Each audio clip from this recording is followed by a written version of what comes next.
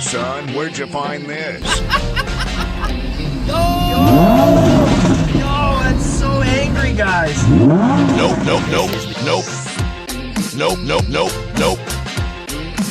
Hey, that's pretty good.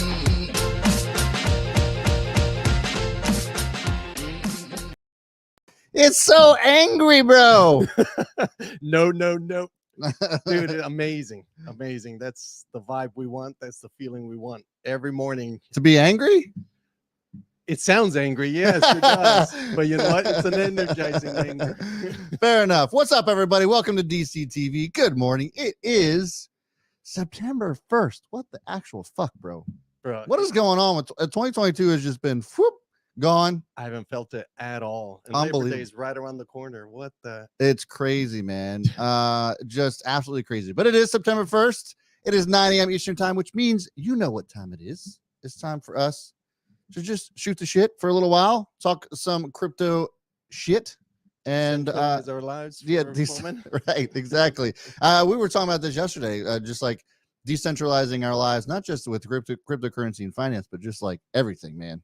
Yeah, I think that could be what the channel and what the show could evolve into, just be an absolute shit show. Yeah, absolutely. but I think that's what it'll be fun. I think that's something that we're certainly looking forward to. But anyways, let's go ahead and get on to some stuffs here. So the S&P right now is down. Futures are down slightly for what, a fourth day in a row, I think it is. And so that's down around 24 points. The Dow's down 172 points. NASDAQ is down 101. Bitcoin right now is also, last I checked, it was down. Yeah. So it's down another 293 points. So it's at $20,021.30 per Bitcoin. It's down a 1.5%.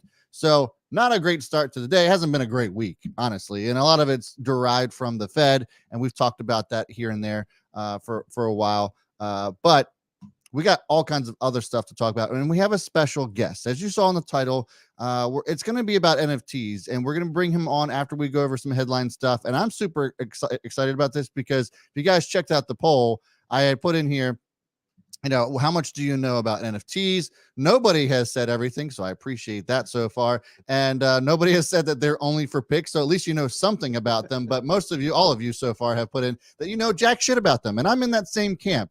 So we're going to talk a little bit about that as well, and I need some help to get us started. So I'm going to go ahead and bring on Tamp and Greg.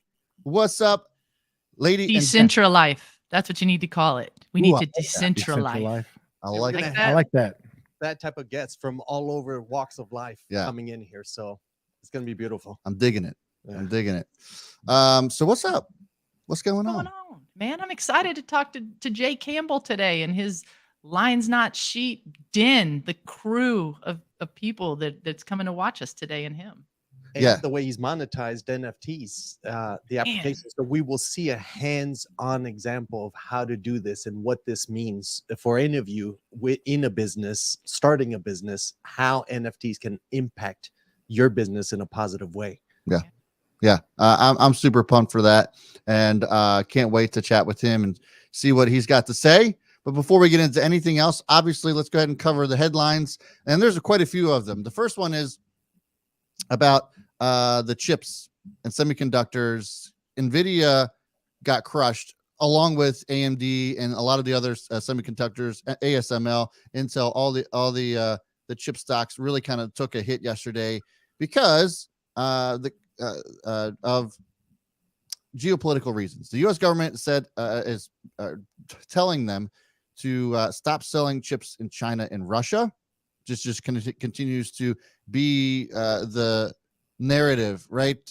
Between the Russia-Ukraine war, this is just another, I don't want to say sanction necessarily, but they're being highly encouraged not to sell to them. And and if you think about it, it makes sense because these type of chips are extremely powerful chips. Yes. They're used for mining for a reason. Is they can process a shit ton of data in a little amount of time. So you can see why this is another sanction to be placed.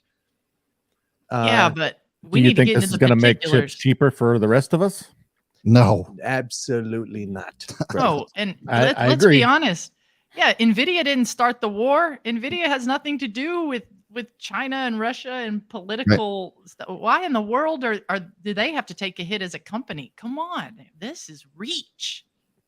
Yeah, it's but it's one of those things where you're trying to squeeze those governments because of what they're doing, and they don't. And I can kind of understand why from an ethical standpoint, but I think this goes much further than that. And I think that anybody would be remiss if they didn't think that way. I know we know what the tensions are going on with Taiwan and China. We know that China was very pissed off that Nancy Pelosi was there.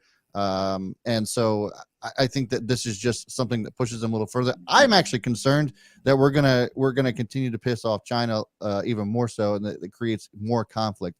Maybe that's what the U.S. government wants.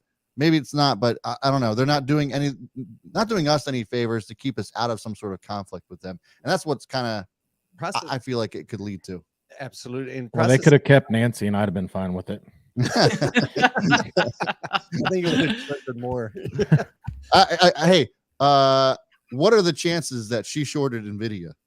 Bro, if that comes out, I'm gonna flip it my happens table. all the time. Yes. I know it does. When she went to Taiwan, she got out of Nvidia after being up like 20%. Yes. Man. Absolutely. So it's like not just sticking the knife, now it's turning it, That- knowing an American company is about to take some pain. Yep, she bought puts. Mm. That would be some shit if she bought I puts. think if I read that article right, this totals almost $500 million in potential losses for Nvidia if these sanctions go through. They're trying to get extensions and exemptions right now to go ahead and ship. I'm sure what's been promised chips to China before this regulation came in, but woo, this one's rough to swallow. Chips in this case, NVIDIA level chips are almost like weapons, if you think about it, because you need processing power to be able to mount attacks or even use it in military. Probably how the government justified putting this sanction on. How else are you going to yank a potential $500 million from a company? So just to be clear, it's not a sanction yet. This is a strong encouragement not to sell to those countries. So we'll see how this turns out. You are being voluntold to not ship these to China and Russia. Yeah, it's a unofficial sanction. Fair, unofficial, We Kinda like strongly Pelosi's- encourage. unofficial information.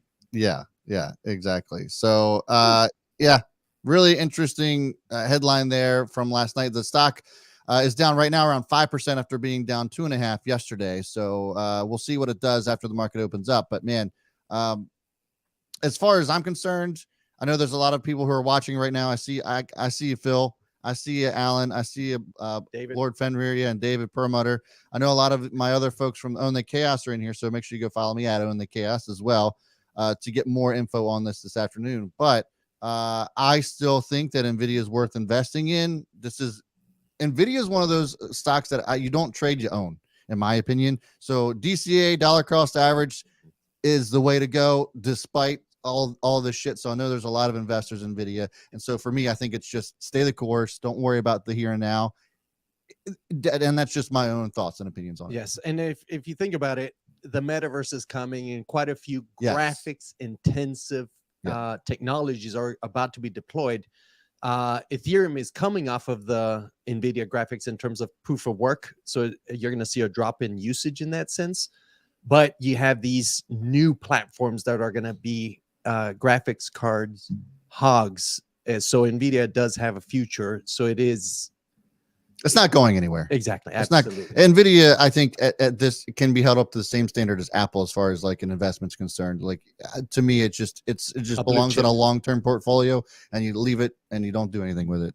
So, all right. Anyways, next thing is, which I thought was interesting. This is an interesting article that I pulled up. I just was scouring the internet and found this one. But a crypto firm accidentally gave $10.5 million to sisters, and now wants their $1.35 million house. So Australian judge decided whether the court docs would be served by OneDrive link after a Crypto.com employee entered the wrong account number and mistakenly sent Australian $10.5 million to an Australian woman who requested $100 refund. A court document shows it took Damn. 7 months for the cryptocurrency exchange platform to discover this error. Oh my God. So you're just floating around with $10.5 million bucks. By that point, the transfer error could not be reversed, and some of the money had allegedly already been spent. Duh. Yeah. The recipient, I don't know what we're just going to call that person Manivel, didn't notify crypto.com, instead allegedly transferring funds to a bank accounts held by her and her family. Crypto.com claims Manivel used the money to buy her sister a modern $1 million house, complete with a home gym and theater. Okay, so in the U.S., this would be illegal. You would go to jail if you were accidentally given, which I think is bullshit. If Yes, the agreed. sends you money, then you that's your money. Or don't hire someone with fat fingers. Yeah. Don't shame I'm my still trying to fingers. figure out Jaime. why there's 10.5 when it was $100. Where'd the 5 come from? How did you Yeah, fat finger I that? don't- Right? I don't. Yeah. I think it was the conversion. It must have No. been crypto. Yeah. Oh yeah. Probably. Or they're Yeah. gonna look into this and realize the fat fingered person was the sister and be like, "Oh, oops." Oh my god. But This is yeah, I awesome. mean, can you imagine? Like, and it went unnoticed for what? 7 months is what it said. I know. And like, here's what's crazy too. Yeah, unnoticed for 7 months, and then what? This whole thing is just. You got to be kidding me on this. This I is want to know. amazing. I want to know more. I want to know, did they transfer their stuff to a cold wallet? Did they oh shit, pull this off and Greg, and- that's a good point. They can't Throw get it that back in tornado unless cash right. quick. they relinquish it. yeah. Ooh. Yeah, there wasn't much info on that, but I would be interested in learning that too. But yeah, so in the U.S. that would be an illegal act to all of a sudden have money in your bank and then not report it, and basically give it back to the bank. Yeah. It's the same principles we always see on these emails, corporate emails, where it says if this is not intended for you, this is what you should do. So it's I think the same philosophy. Yeah, but I mean, if I was in that situation, boy, whew, It's tempting. They look at it too. You my will ass never be hear going- from me again. my ass be going to jail. I'll just call everybody up. Listen, And they said that they tried to get a hold of her, but I would couldn't. be googling non-extradited countries or Right. countries that were Exactly. maybe extradited from. Get to Belize. Yeah, But yeah, they couldn't get a hold of her. They don't have her phone number. They don't have her address. So they were reaching out to her via email and Dropbox and this, that, and the other. I'd have been delete. didn't get any of that. Oh, sorry, that was my spam folder. Yeah. I don't know how things in Australia work, but you're not handing me a subpoena over email. We can go to court on that. And then go buy your sister $1.5 million house, not yourself. Like, Well, that's the point, I'm not though. buying If it's my sister, it's my sister's house, not mine. I mean, dang. oh my God, That is crazy story. Wild. Okay, so next one that I wanted to chat about, and this is something, Tamp, that I feel like you were pretty passionate about as well. But MicroStrategies, Michael Saylor accused of dodging $25 million in DC tax after he showed off his luxury penthouse flat on Facebook. Just to give you more context here, he's been hit with a lawsuit by the District of Columbia. The lawsuit published Wednesday also names MicroStrategies, according to Business Insider. The enterprise software maker Michael Saylor ran as the CEO until early August, which it claims conspired to help the noted Bitcoin bull evade district taxes. The Attorney General's office alleges Saylor pretended to be a resident of either Florida or Virginia for more than 20 years when he was actually living in Washington, D.C. It noted that he failed to file any income tax return in D.C. between 2005 and 21 at the Florida and Virginia, and that Florida and Virginia have significantly lower taxes, as we all know. I mean, could be in Delaware too if he was smart. But there was some, as you call it, Tamp, FUD floating around as far as MicroStrategy concerned about liquidating some cash to support him through this lawsuit or what have you, and among all kinds of other stuff. So why don't you go ahead and elaborate on that a little bit? Well, like when I first heard about this, I saw it on Twitter and I was like, damn, the DC Attorney General Carl Racine had some strong words. I mean, he's flexing right now, and I'm worried about this tweet not aging well. But yeah, he basically said we're putting Saylor and MicroStrategy on notice. We are going to sue you. And his final tweet said, quote from Racine, with this lawsuit, we're putting residents and employers on notice that if you enjoy all the benefits of living in our great city while refusing to pay your fair share in taxes, we will hold you accountable.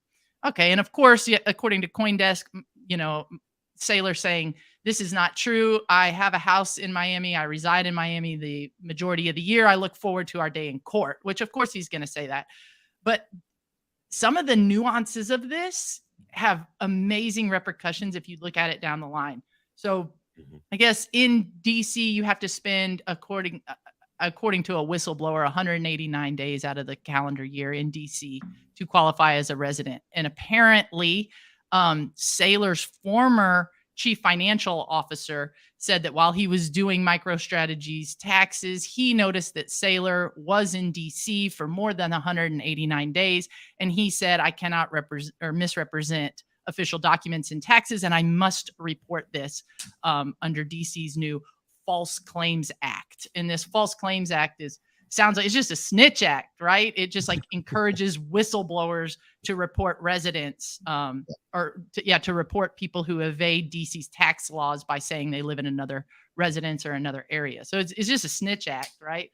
So one of the things that the Attorney General Racine used in his, I'm assuming, warrant to move forward or subpoena to tell Saylor that he's under notice of being taxed is that this former CFO said that Saylor was bragging, in his words, bragging about purchasing a $13 million home in Miami Beach, like back in July of 2012. And then he had told a bunch of people at a party or somewhat that he had avoided DC personal income taxes by purchasing this home in Florida. And that's what was used to help sue Saylor. Like, this is what we do all the time when we're talking to our friends and families where we're trying to be tax smart. We're not trying to avoid taxes, but we're trying just to obviously lower the hit. We do these kind of strategies all the time. Well, then claim this, then buy this, then purchase this, right? So I find that the things that we all do to try to minimize our tax hit was also the same thing used to help, sue this guy. And then just the FUD coming off. But I want to hear a little bit like with what you guys think just in the story itself, and then some of the FUD and repercussions that could happen from this situation. This is common practice, exactly as you said, Temp, in terms of there's so many people we've met, VCs, like all over the place that have multiple homes. So you do have, and there are certain check marks that should be checked off to qualify for these tax things. And I think that's the interesting part we're waiting for, is to see, okay, Michael, did you qualify for this? And if you did, then it's just a method of managing your taxes in a lawful way. But the big question is, okay, what's behind this? And what was the snitch after? What was, it's going to be very interesting on what the outcome will be. Yeah. And you mentioned something very important this morning during our. I mean, just looking at and obviously this is the beginning of the situation, right? This is going to unfold and everybody's going to have their arguments in their day in court. And we don't really know exactly what's going on. I am biased that I do like Saylor. I mean, he's a giga chad for Bitcoin. I mean, but he has conviction. He stands behind it. So I like it. To me, he's like a G-rated John McAfee. I mean, he really is. He's maybe PG, maybe a PG John McAfee. But I'm a fan of how eccentric of a character he is. And honestly, I can get along with you as long as you're authentic, right? If you are the way you are, you believe the way you believe, and you stand behind that with conviction, then I'm going to typically be a fan with you, even if I don't like your topic.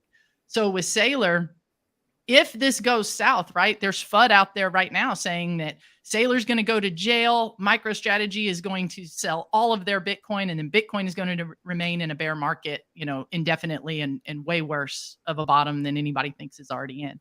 So right now, that's just pure FUD, right? Because Saylor and MicroStrategy both are being sued. So, I mean, I get where the FUD comes from, but let's everybody calm down and let's figure out what's going to actually happen versus what is being reported, and some strong statements by the AG that clearly just wants to make a point, an emphasis without really following through yet. If they audited everyone in DC, I guarantee you he ain't the only one. Oh, and that's my point, right? Like clearly this is setting up as a scapegoat as well, because Saylor has been on record multiple times talking about Bitcoin, putting your Bitcoin into a cold wallet, saying literally fuck you to the tax man, and that I don't have my ledger. It fell off of my boat, right? Like he's been on record saying all of those things multiple times. So, I mean, he poked the bear. Let's be honest, right? Yeah. But you are messing with a man. And this is the thing that if Saylor comes out clean on this and Bitcoin goes parabolic, look out, AG Racine. Seriously, you just messed with what is now going to be the most influential and rich man and company in the world if Bitcoin goes parabolic and MicroStrategy holds their Bitcoin. So he not only is going to countersue the ever living hell out of you, I'm sure, why would he not, a la Elon Musk, give the middle finger to DC and move MicroStrategy and his primary residence and everything else somewhere who wants him. And it'll be 49 other states probably with open arms welcoming a company of that caliber when Bitcoin does dig out of this bear market. So, Racine better have his ducks in a row on this one, because I mean, just even 6 months down the line, 10 months down the line, when Bitcoin does what we all know it can, you put the wrong bear. It'll have repercussions even beyond Michael Saylor. It'll DC residents, DC, and even people who live in other states that are doing things legally. So it's a bombshell. Yeah, I think we'd be remiss to say that when this all does get handled and the smoke clears, this is going to set some sort of precedence for the future of tax laws, not only in DC, but elsewhere. I mean, this one right here, they're trying to make Saylor a scapegoat, but what they may do if he comes out ahead when all the dust settles is they may have just made him a messiah again. Because if he comes through with some stuff that courts uphold, that the rest of us normal folk and non-corporate people can use, then they can call this the micro strategy or the Saylor tax in a good way for us. Yeah, and I mean, as far as the stock's concerned, MicroStrategy, ticker symbol MSTR, you guys saw the chart that was up just a little bit ago, 5-minute chart. Stock was down 3.5% yesterday, and it's down another 3.5%, so a total of 7% over the last 24 hours. I think, to your guys' point, that this could be an opportunity for the stock as well. If you guys are looking to invest in something like a MicroStrategy, I think that opportunities like this are good ones if you're planning on going long. And again, this isn't me giving financial advice. This is just how it usually goes. The psychology of it all. Everybody's going to freak out because of some headline that comes out, and they push the sell button without actually doing any work. Right. That's right. And so the opportunity is for you to capitalize on that. And so I think once the dust settles, you start to see this bottom out a little bit on this news. Maybe it presents itself an opportunity for MicroStrategy. Because to your point, Tamp, not only will Bitcoin do well or what have you, but MicroStrategy is going to go through the roof as well. Oh, through the roof. And I'll tell you what, if this FUD does actually, if in the next couple of weeks the FUD gets stronger and Bitcoin takes a dive and it hits $10,000 because of the FUD, I'm going to punch Don Fran right in the face. Yeah. if Saylor is the reason that it hits this, I'm flipping my table. I'm pouring my hot ass coffee all over. Let's take it one step past Don, which I completely agree with Don, but let's support what Don's thinking and saying. So, as we said yesterday, we have to watch how the monthly candle closed for August. And as you see on screen, we are below the 50 moving average, the 50 monthly moving average, which is the green one. Keep in mind, it took 50 months to come up with that line, which means it's a good historical marker or lagging indicator. And you'll notice that we've been whipsawing since June, actually. June, July, August, between up and down. Now there's a couple possibilities that can occur. one of the ones is whipsawing right back up and still undefined on where we're going. Or we could rally up, and if you hover right on the 50, it is, what's the amount that shows? Right here? Right there, yeah. 22,158. So we could rally back up to kind of wipe out the early shorts. So it's a short squeeze. We could rally back up there, tap it to then now test it as resistance and confirm it as resistance overall. And then what do we have left? Well, if you look at the dildo candle that occurred around October of 20. Excuse me, I'm gonna go get that one. What are you talking about? You're well hung. So on the Some of you will get that. Some of you will understand. All right, Jaime, go ahead. No worries. So in 2020, you see just one run up up there. So there is no support really if we continue down. Yeah. Where do we see it next? Is at the 13,800 range with a possible wick below. And we see the 89 moving average reaching that point. So it's a nice floor we're supposed to be seeing. So I'm with you, Don. I even have a purchase around your range. So, hey, it's a Hail Mary, guys. Listen, the chart isn't lying here. It's September 1st. So you guys probably can barely see this. Let me zoom in a little bit. Look at where this candle is now opening up at. Look how far below the 50-month average this is opening up below at. So I think that the momentum here certainly is screaming bearish, just given the way that it's opening up. But to your point, we could see a pretty decent candle wick if we see some crazy rally for whatever reason. But sentiment out there certainly isn't supporting that, and the chart isn't either. And so, September has been historically a bearish month for Bitcoin. Okay. Look in the past history. Another point. Yeah. So to me, I'm in that camp as well. I think that we're going to see some more downward pressure on this, and but it doesn't mean we're going to zero. I've seen a lot of people now talking about going to zero. Yeah. For crypto. No, I will buy up Bitcoin, all of it, all 21 million of it before it goes to zero. But do your own research, everyone. Yeah. For the love of God, do your There own won't be any available. Exactly. Just gonna mine it all Exactly.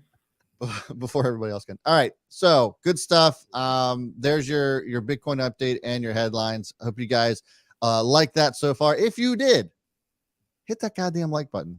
It takes zero effort and it's free. Yes, literally. You learn. And if we're not doing a good job, put it in the comments. We will adjust. Okay, fine. Give us a thumbs down. No, hell no. Hey, listen, engagement's engagement. Yeah. It really is. Yeah. But that being said, we do have a special guest. As you see the title here, it says, here's the right way to make money with NFTs. We're going to find out if that is going to be the case here in just a second. I put out a poll before we went live that says, how much do you know about NFTs? Literally nobody put everything, which I appreciate. We don't have some cocky motherfuckers in here, so that's good. 6% of you said they're only for picks, and 94% of you said jack shit. You guys know jack shit about NFTs, so that makes it for the perfect episode today. And for our special guest, Dr. J in the house, friend of Tam's. What's going on, my man? Doc, how you doing? What's up? How's it going? Everybody got me? Can you hear me clear now? Yes. Yes, sir. All right, perfect. Good to see you guys. Interesting discussion. $10.5 million in a wallet. What do you do? China being China, fudding, communisting, whatever they do. And then this last thing with Michael Saylor. I mean, you just said it, Brad. You said, engagement's engagement. So guess what he's getting right now? Engagement. He's also being legitimized. If you think about it, if they're coming after you, they're legitimizing you as a whether you want to call it a Robin Hood, a threat, a Batman, you name it. They came after Batman. What was Batman trying to do? He's trying to lead the city to a better state. So I think you can see all the analogies in there, and I think he comes out stronger. But like with everything, I think Tamp said it, Messiah. Jesus was a Messiah. He went to the cross, he come back, and he brought the world with him. So anyways, however it goes down, whether Michael Saylor emerges as Batman or he falls, it's probably going to have a beneficial effect for the whole space in general. Absolutely. But anyways, yeah, thank you guys for having me. Yeah, who the hell are you, man? I mean, who is this guy? I'm Tamp's best friend. No, actually, just a little bit in my bio. How did I get into crypto? Well, I didn't intend to. I really didn't want to. I had a grad student. I'm a university professor. My background is in physiology and statistics. No interest in crypto as of 2020, and then all of a sudden, here comes a conversation with my grad student. Please sign me up. Please sign up. I'll get some free Bitcoin. I felt sorry for her. I did it. And then next thing I know, I start looking at charts and all the numbers are moving everywhere. And it's 24 hours a day. And it's like dopamine, dopamine, dopamine. And next thing I know, I have this very kind of out of the blue conversation with my brother-in-law who's dabbling in crypto at the time, and ends up being a conversation that gets sent to Tamp. She sends me back a master's thesis on the crypto space and, early dissertation work on the crypto space. And I'm just blown away. Think he's been holding out on me. And I find out that one of my, longtime friends, Tamp, has been in crypto for a while. And I just began to just sit at her feet and say, teach me, because I'm hooked. So that's where we are. First one was free.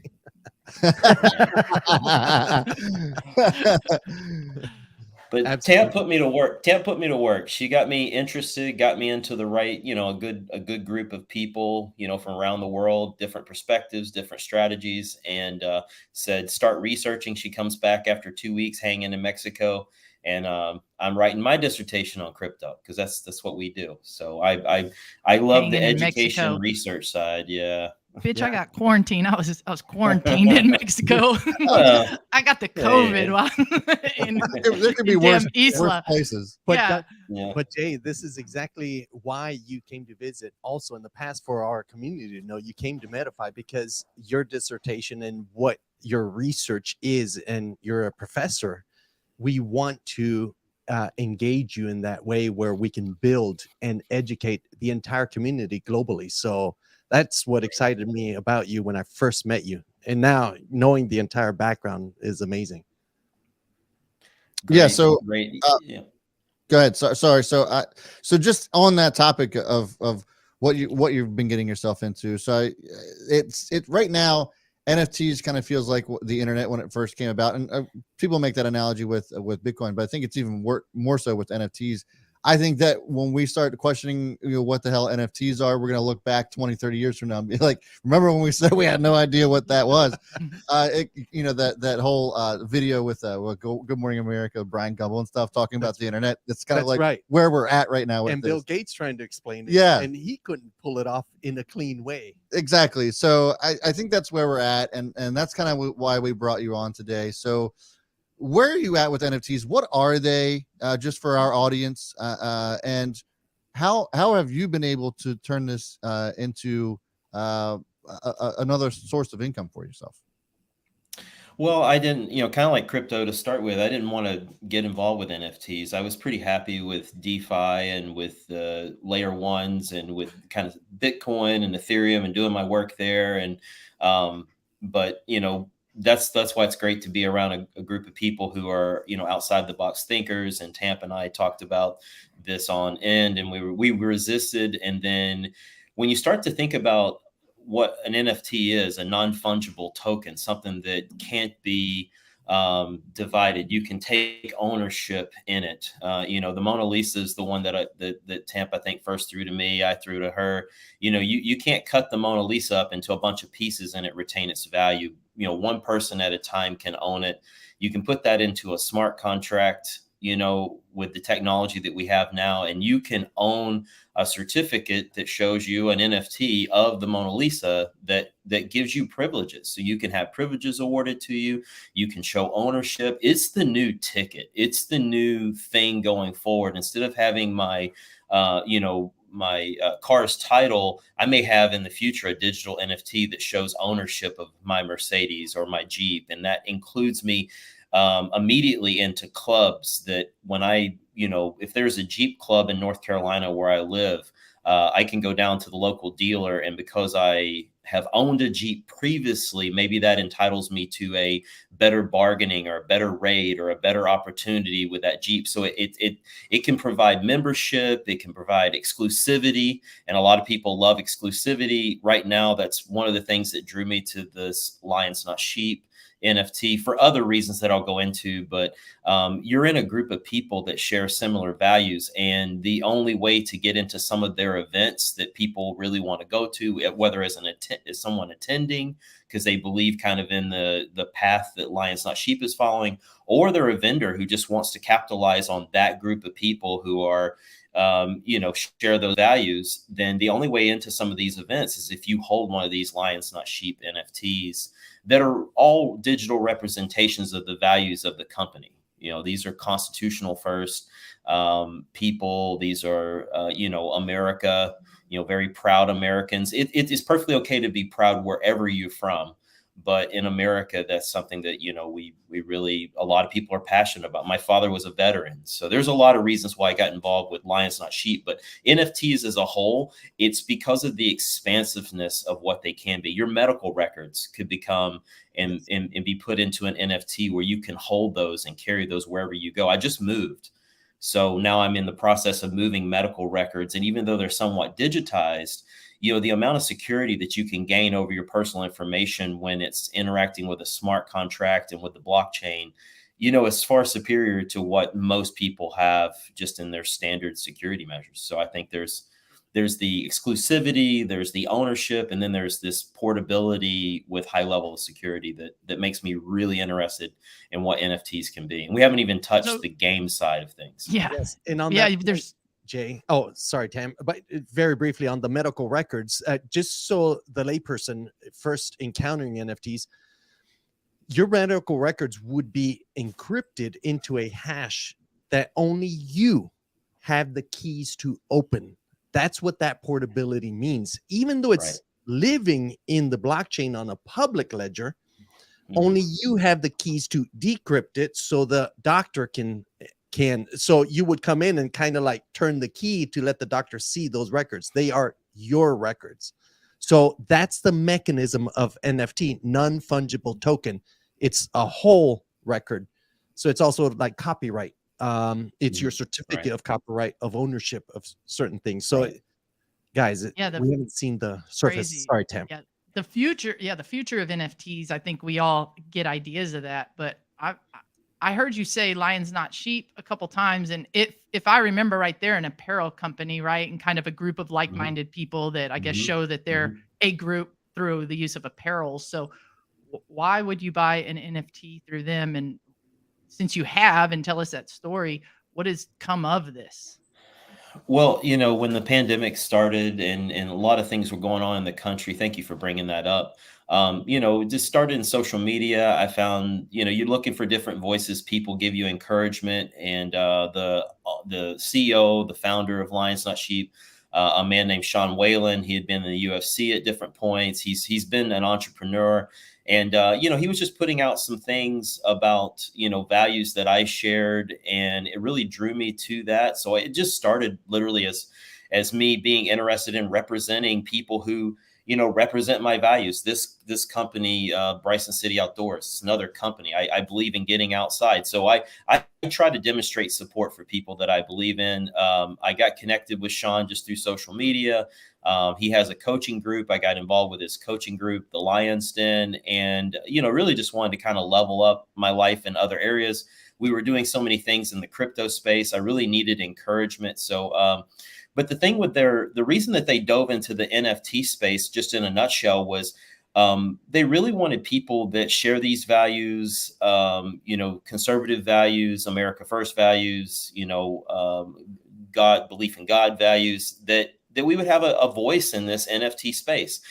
Just like the internet was very open. Lots of ideas could be expressed. Lots of people could enter that space when it was the wild, wild west of the internet. And now we're in the NFT age, in the, you know, the Web3 space, and we want a voice in that. So, you know, and I'm open for everybody to have a voice in it, but that was really what drew me to this project. And that was really the reason they launched it. It wasn't a money grab. It was more of a, we want to make a statement. We can see that this is coming, and we want to help bring all these values into that space. That's why they've you don't have to hold crypto. You can actually buy these NFTs with a debit or credit card, which is kind of a unique thing. So you bought NFTs to print them on shirts? So no. what does this NFT do for you?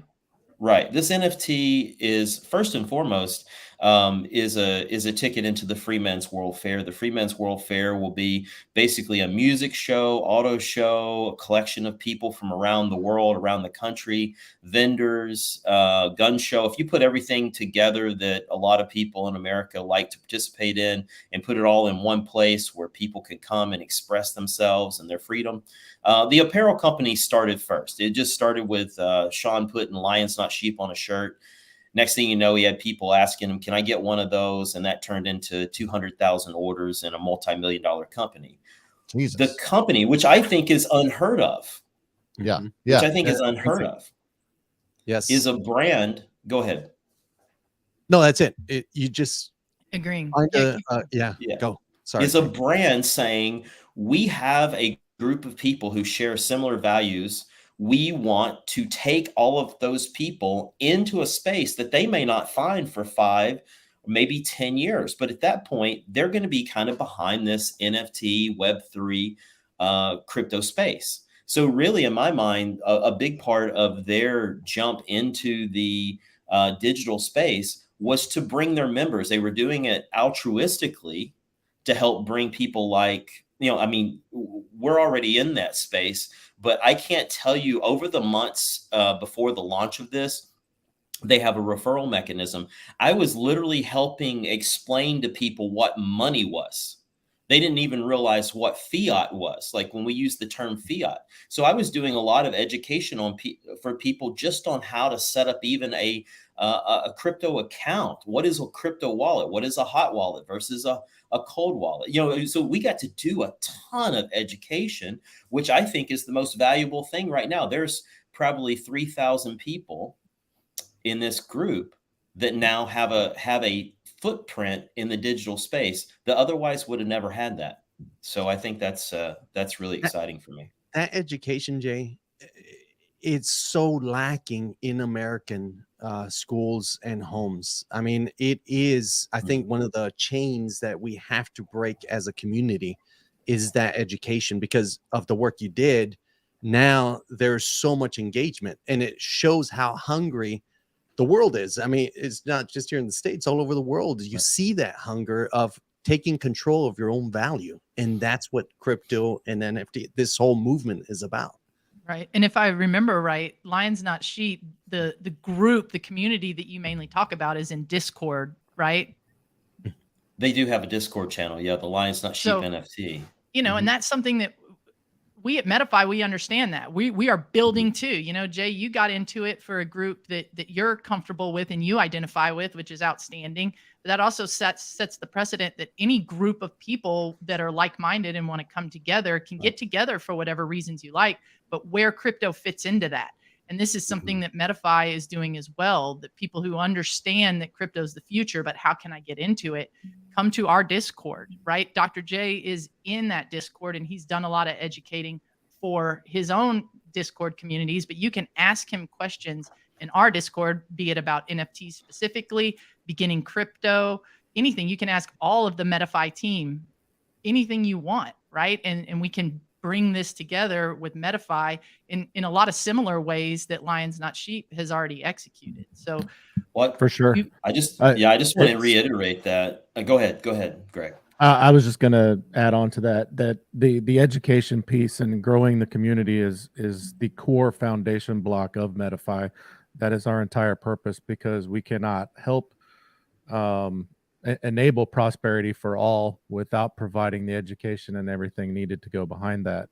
So it's amazing what you've been able to do so far on the Lions Not Sheep stuff and everything else that's going on. And I can tell you, we definitely look forward to working with you during this journey.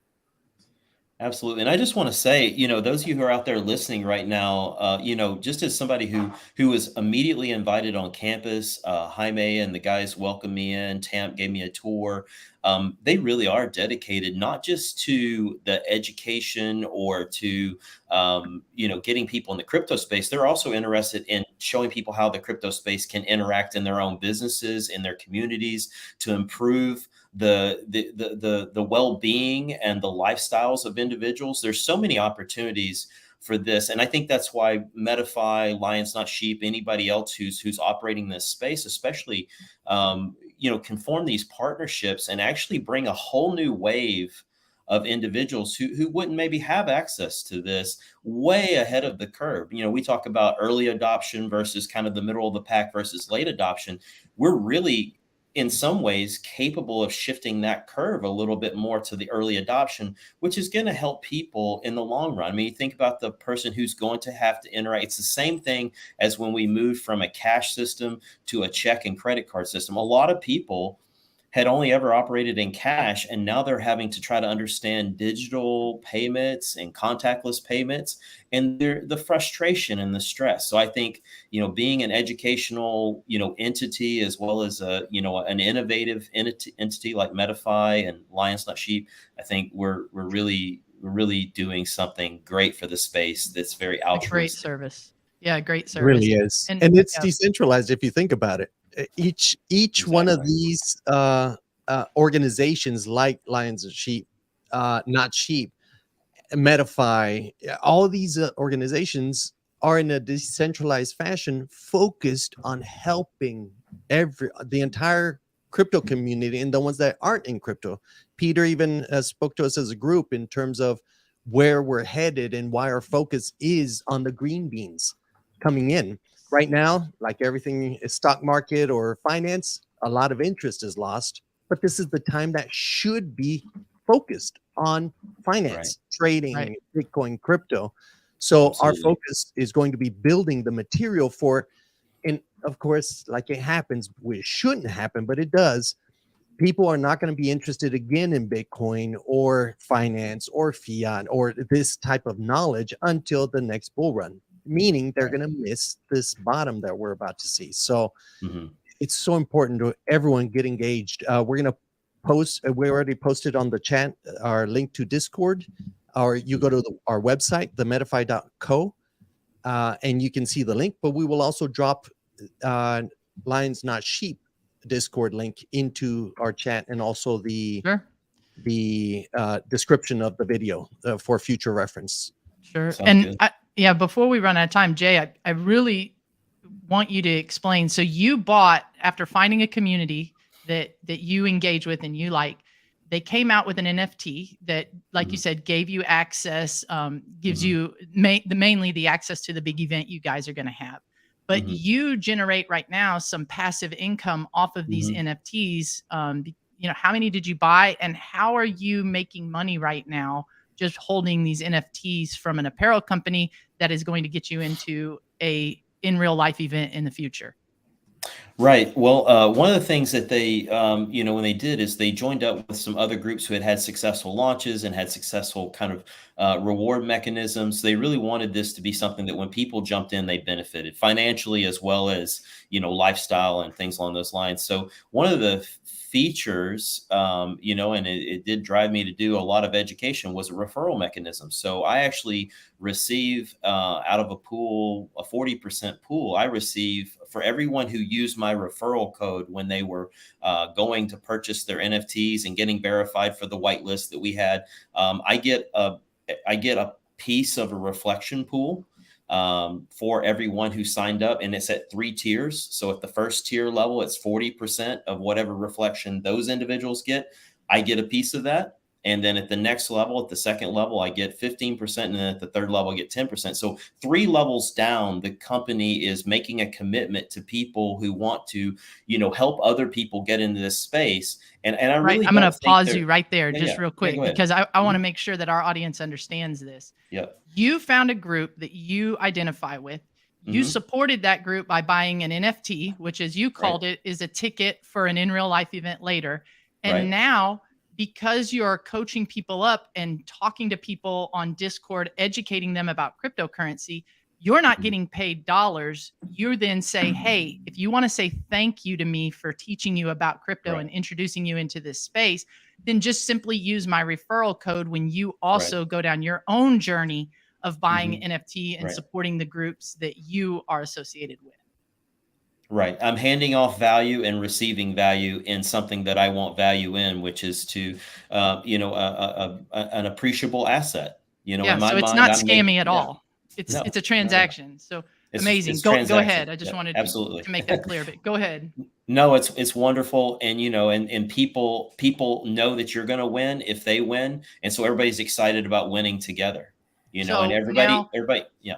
How many NFTs did you buy, and how many referrals do you have? And if you don't mind being candid with the numbers, because I know a lot of the audience today is trying to figure out how to do exactly what you're doing. And they're entrepreneurs online. Yeah.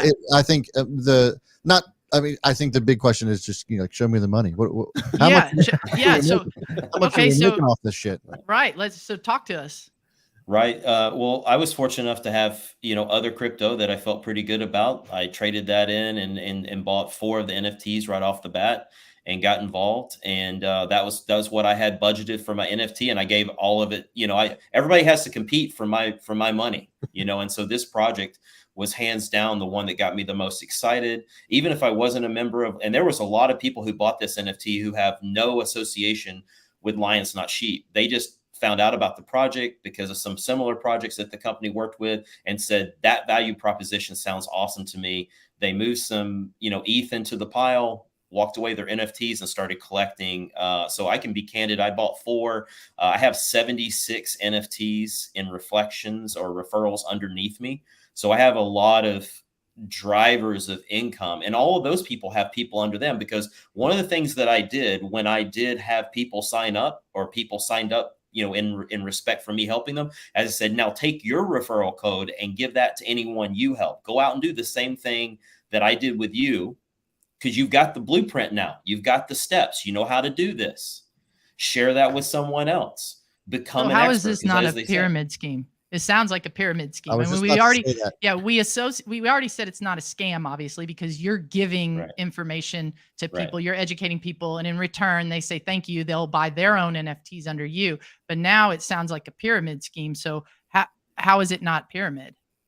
Because the value is on what you get access to and the reoccurring payments that you can generate.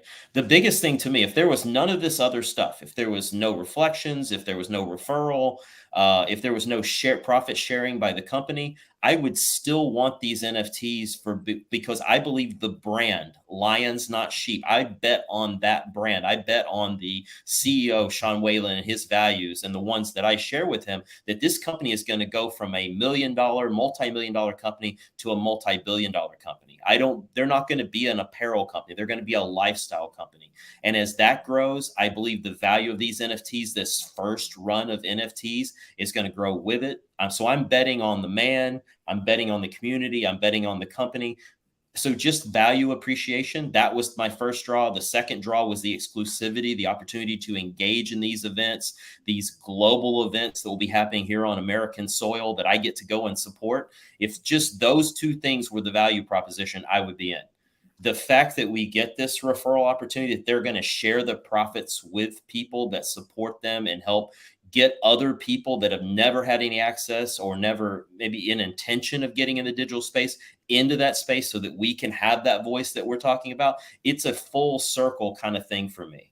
That's awesome. You incentivize people to bring other people to a space that you want to have a voice in, so that when it comes all the way around, your voice gets larger, and those values that you hold very dear get perpetuated into this new space. So I sounds kind of like a vertically stacked company in a lot of ways.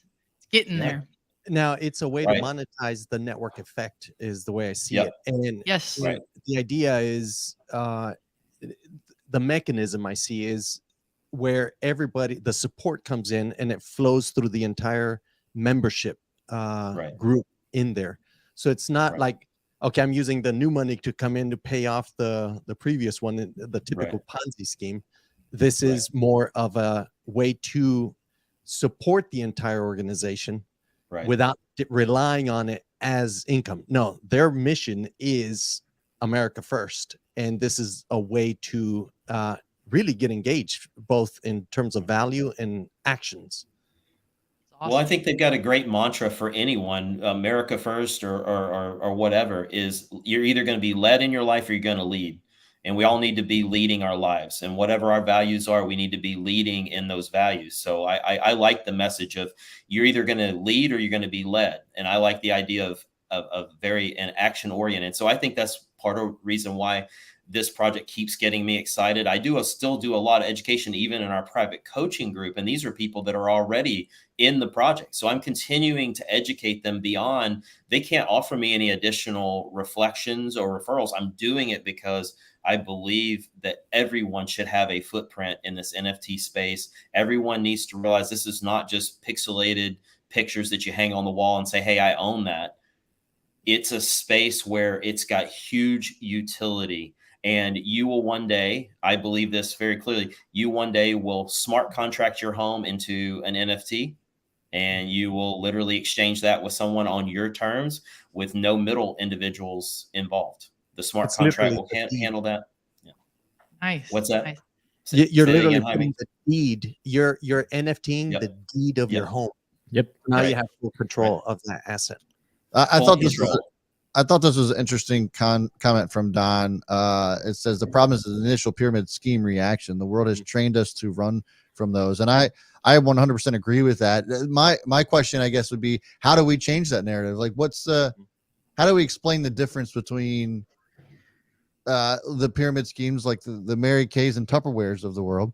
Well, that's what we touched on that, in that the initial transaction was education on Jay's part. Yeah. In return for just a thank you. If you want to say thank you, because you're not paying me, I'm giving you this for free on our Discord, which is free, just like MetaFi's, right? Like, if you want to say thank you because I've invested a lot of time and effort into you, then just use my referral code, right? So that right there is a legit transaction. It's just it does kind of look like a pyramid scheme, but Jay's explanation has really helped. It's not a pyramid scheme. It's just people continuing saying thank you, right? And they could have purchased this NFT. The thing is, they could have purchased this NFT without putting my referral code in. They literally could have bought it. And so what I was really concerned with was them getting into the space, because I also, in my mind, if this thing, the more we sell, the better we do, the more excitement around the project, the bigger the voice gets. So my driver was always, the bigger the voice that we can make, the better. If people use that referral code, great. They did. That's because we have a lot of shared values. I want to pay people back who helped me. So they did that.